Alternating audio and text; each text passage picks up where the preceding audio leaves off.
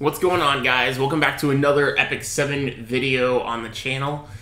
And today, guys, we're going to go over the Taiwan special developer interview that the Taiwan players actually had done back on Friday. I know I should have posted this a while ago. I believe it wasn't actually available for us to look at until Saturday, and Saturday I had a full work day, so I just had no time to do anything with YouTube, unfortunately. But we're going to go through this. It is going to be a little bit of a longer interview, or a longer video, rather. So, you know, just be prepared for that, guys. So, first of all, let's go to player questions. And so, first question was, do you plan on making any improvements to equipment, not just set effects? We had an update regarding the equipment enhance on the 7th of March. In addition, we will be introducing a new set and new hunt where you can obtain the set, which I believe this is the Labyrinth when we got the Queen Azumaki hunt. So this question is pretty outdated, actually. But we plan to provide users with special equipment through special side stories and new Labyrinth, and we are considering exclusive hero equipment. So that is actually new. Ultimately, the goal is to maintain balance in the game and double the diversity of our strategies. So what I could see them doing is either a certain class type, like a ranger equipment or you know, warrior equipment, or it could be completely character specific. Like it could be just completely ridiculous, but you could only equip it to a character. Say it's like only for Cez or only for Destina or something like that. That would be really, really awesome and add a lot of uniqueness for that character and give that character a pretty big boost. So they may even use it like on 3-star or 4-star characters where maybe they're not used, but this gear would really put them into a, you know, playable situation. So that would be cool. So in Labyrinths, rather than collecting equipment and raiding, I think having randomized maps would be really interesting. Yes, randomized maps are very interesting. If you're a fan of Diablo games, you have probably thought about the idea of randomized maps in epicseven. It's not that we haven't tried it, but because epicseven's Labyrinth layout consists of rooms with 4 directions, even if we have randomized maps, it would not be as diverse as you think. We also thought that because exploration is greatly influenced by morale, having randomized maps may lower morale. However, we were thinking of ways that we can add new fun content to the Labyrinth. Well, they could get rid of morale, I'm just saying, but that won't happen. But alright, so they're looking at ways to basically improve raid and all that stuff. That's pretty cool. Alright, will the game content become more diverse? Of course, we're preparing a variety of new content that you can only experience in epicseven. We will be adding new episodes and continents. In addition, we will have new equipment sets and new dungeons. We are also currently planning new guild and guild war content, such as the icon next to guild war. What that meant was the colossal battle. If you guys played when guild war first came out, that basically was, which pretty much is probably going to be raid boss, which I would assume is either we're going to go in together in a co-op function, and maybe if they do allow co-op, that will lead into maybe co-op being existent in other parts of the game, because a lot of people have been saying if we had co-op, that'd be another way for us to farm and do higher end content, or it wasn't completely reliant on your own account. But I think they'll definitely start with a raid boss if they are going to add in co-op to the game anytime soon. But that is pretty cool that they are, you know, that they are leaning towards that. They also state we are going to add quality of life content, such as having pets to automatically open chests when playing the game. Oh my god, that was like something they should have added to the game like the first week of launch on global, because they've been saying this comment and it's triggering me. They've been saying this comment for literally like 3 months. Wow. Okay, well, I hope that's like one of the things they're going to implement soon. Alright, will you give us an update plan for our whole month? Because we are currently polishing a lot of content internally, it is difficult to let you know exactly when the new additions will come to the game. However, we will try to let you know about all the things we are planning through the developer notes more frequently. Just as we did for the Guild War update, when we have a major update, we will have a pre-registration period. We hope that you will be patient and continue to plan even more interesting content. So basically, they're only going to do big updates like that where we're going to know in advance if it's a big thing going on, it seems. So, like, not for, like, regular patch notes. Like, even when they did the equipment enhance system revamp, they still didn't give us any advance notice more than a couple hours. So, like normal. There is a lot of diverse content so far. You worried you will run out of new content? Currently, epicseven goes up to episode 10. It would take a year to tell the story of one episode, and we have 10 years worth of story and content. Wow, that's crazy.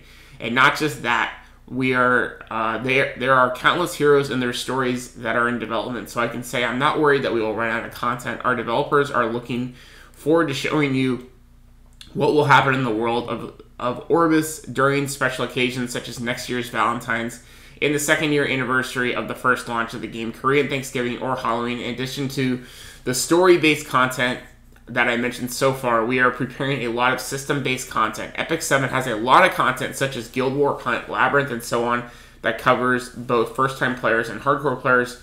Someday we should have real-time PvP. Oh, wow. That's actually pretty cool.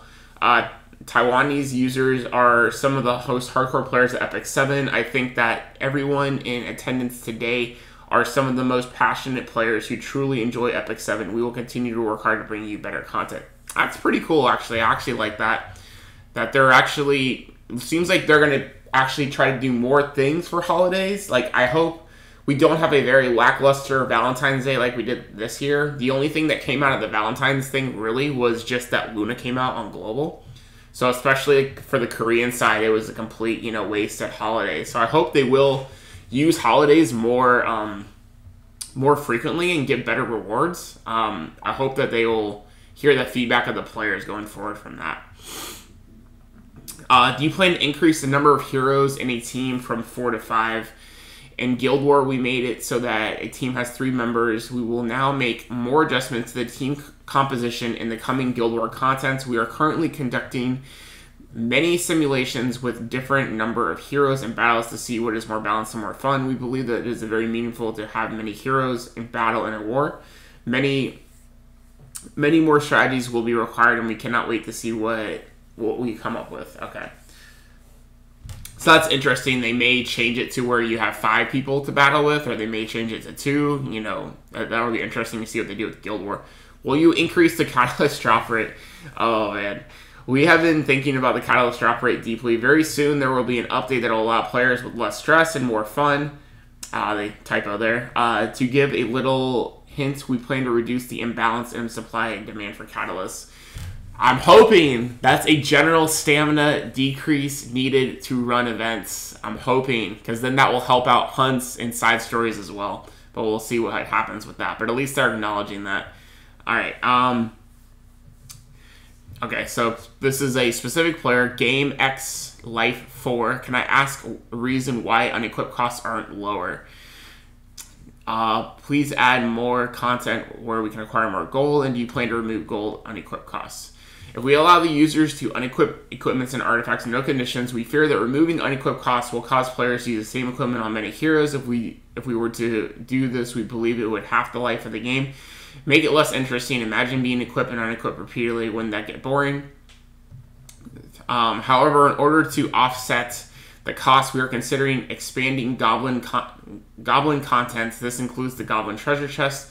Basically, those are like when you get massive amounts of gold. We also plan on having events in the future with free unequipped cost events we had. So I feel like every time there's a specialty change, they should do that, because basically that takes a character that none of us are using and lets us do that. Like, they've never had besides the Holy Trinity getting nerfed, we've only had one option ever where there was free unequipped costs. Like, I feel like once a month, at minimum, they need to implement that. And we've only had it once in the game since global launch. So they really need to explore that option more, in my opinion. When you plan to adjust the difficulty level for getting equipment, we improved this update in Hunt 1.3. We reduced the amount of time it takes to acquire equipment, increase the amount of crafting material made, changes accessories now drops. Also, to supplement the users, we are providing equipment through side stories. We also improved the equipment enhanced system on 7th of March. We will continue to listen to the opinions of players to keep looking ways. So they need to either severely increase. So here's how they can change, because I feel it's not even the left side or the boots on equipment now that is like a very strain on people. It's definitely the accessories.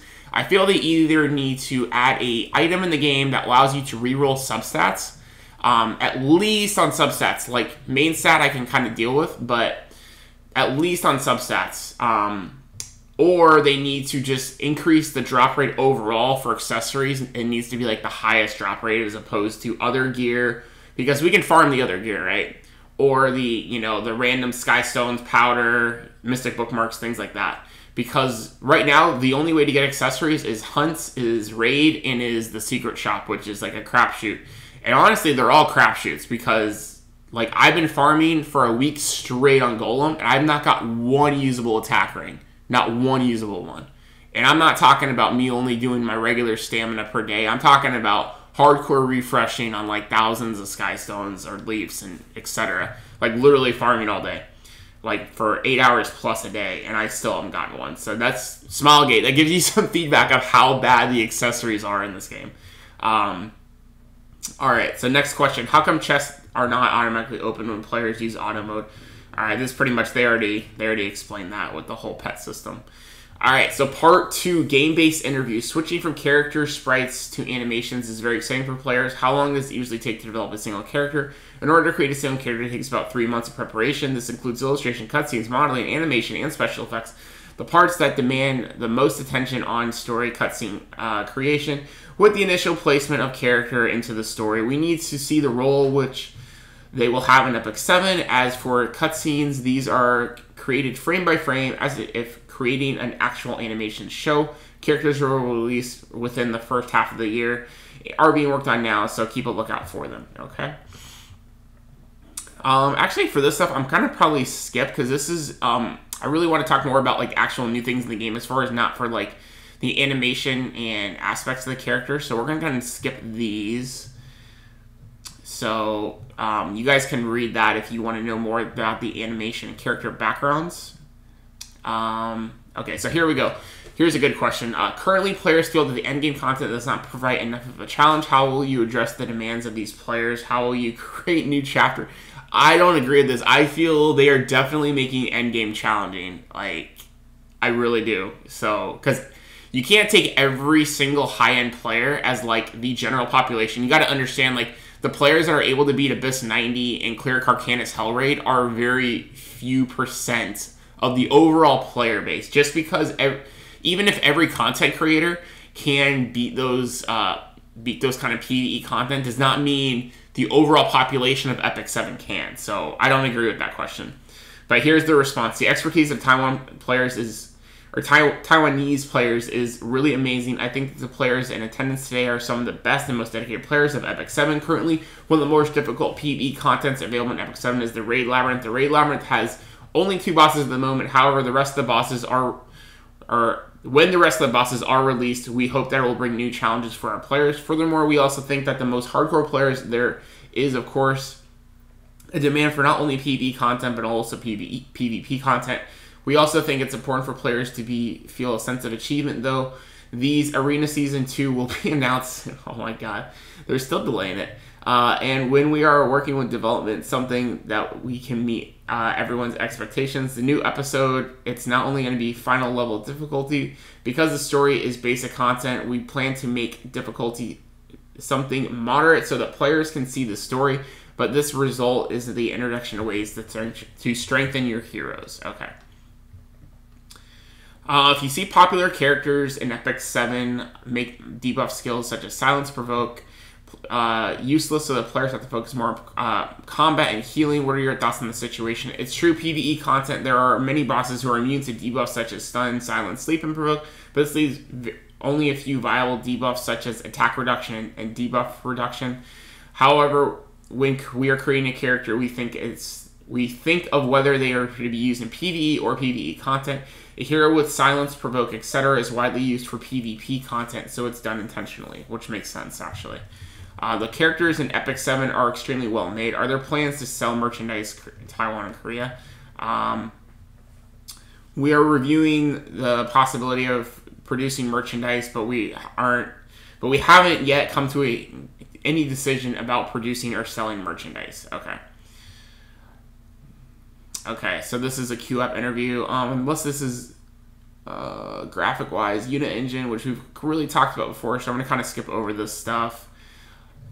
There are some 3 to 4 star heroes that are stronger than 5-star heroes. This sort of character design and balancing allows players to enjoy the game, even though those who don't make purchases. How is this planned?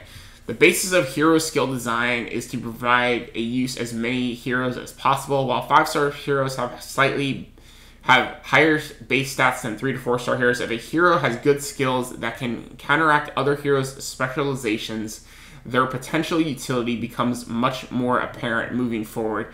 We are working to design content that players allow to utilize a harmonized variety of heroes, regardless of their base grade star, which I'm happy to hear that response, because that means, like, you know, characters like Angelica, Clary, a lot of characters we've been, you know, attuned to, will maintain value in the game going forward. All right, you've said Rod Earth will come out the first half of the year. Can you let us know when we expect to see this new area?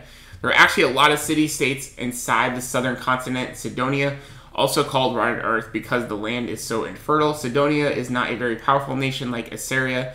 There was a time when these city-states offered to help each other, but due to an incident, there is now hostility between them. The player finds out some of the issues going on there, and of course, in the end, this will help resolve them. The important thing is that the process, we gain the trust of the city-state leaders, and as we gain their trust, this helps in coming to gain something new. Unfortunately, I cannot go into further detail on that. Okay. Talking about the unit engine, so we'll skip that. Following the release of Guild Wars, are players going to be able to enjoy the game more, different types of content with other guilds in the future? Of course, you may not have noticed, but there's an empty space to Guild War UI. Okay, so this is talking about the same kind of thing we talked about earlier with Guild War. Rather than 5-star heroes, are you going to make any new 4-star heroes? Of course, there's a 4-star hero I really like in Episode 2. There will be a way for players to meet him, perhaps through connections. Okay, so new 4-star hero probably coming through only connections, but I'm actually looking for more introducing 4-star heroes and banners, not just 5-star heroes, I think is more what this guy's question was, but we'll have to see how that goes. Will there be any real-time co-op features in the future? We're preparing a few things like an enormous monster that everyone can combine their strength to take down in PvP, as well as other types of non-collaborative PvP. Okay. And will there be any real-time co-op features in the future? We're preparing a few things like an enormous monsters people... Okay, is that the same exact question? Okay. Yeah, that's actually... Wow, because they put the question twice for some reason. Alright, have there been any thoughts of adding a new way for players to change their nicknames? We were working on it. Changing nicknames is a little bit of time. Really? Things like selling or trading accounts can create problems. We hope you all be patient. Okay, so they pretty much don't want... This is more of a company decision than they don't want us to basically selling and trading accounts. Alright, in another interview, you revealed that there is a collaboration with a legendary IP is in the works. When will this be revealed? It's planned for mid-April, so that there you guys go. A very good timeline for this collab. Simply put, we're not just bringing characters in epicseven, but ensuring that they will fit the world and creating a very epicseven story that everyone will be able to enjoy. And following with the epicseven being the premium 2D RPG, the playable animation, we are almost done creating something never more seen. We hope that fans of the IP we're collaborating with will see this as a nice gift as well. So awesome. So that basically tells you guys mid-April we will be getting this IP. So there's a lot of cool things to look forward to, guys, for the next couple of weeks on epicseven. I would assume it's going to be a limited time banner. So I would strongly recommend you guys start saving your bookmarks. If there's any skippable hero that comes out, maybe the next 2 or 1 banner, you may want to skip. So just keep that in mind. So the last question, with epicseven's amazing story and unbelievable innovations, is there any possibility of seeing animated work in the future? We really want to. Our dream is to expand the IP in so many different directions. However, at the moment, we would like to focus more on the fans who are awaiting Epic7 Episode 2. Once we've secured a good story, we'll definitely want to take on new challenges. Okay, so that's talking about actually adding anime. So animation work in the future. So maybe manga or a show, something like that. But there you go, guys. There's some cool questions. Unfortunately, they didn't directly ask them about the stamina system, things like that I know you guys all are interested in seeing. But some really, really cool things. We have a timeline for epicseven for the collab. We have, hopefully, autoing chests is going to be something really cool in the future. And it looks like they are still taking our feedback on gear. So keep on showing that feedback for accessories, guys. I know that's what your main struggle is for a lot of you guys out there, so definitely, at least they are acknowledging our questions. Whether or not it's going to get fixed anytime soon, we don't know, But let me know what you guys thought of this interview overall. If you guys thought it was awesome, let me know in the comment section down below. Like the video if you guys did enjoy today's interview feedback reaction video today. And until then, guys, subscribe if you guys are new as well. And this is your boy, Formulator Gaming. Hope you guys all enjoyed today's video. And we'll see you guys in the next one. Peace out, guys.